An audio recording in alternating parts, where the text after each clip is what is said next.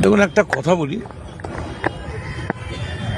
এই যে ভারতীয় জনতা পার্টি, এদের দুজন এমপি ছিলেন, একটা লালকৃষ্ণ আদবানি, একটা অটল বিহারী বাজপেয়ী। সেখান থেকে তারা 1:1-এ 87-88-তে চলে গিয়েছিলেন।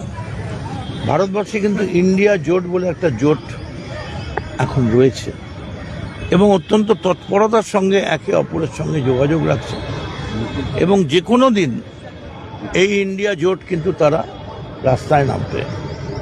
সেই জোটে ভারতবর্ষের তাবৎ নেতৃত্ব রয়েছে।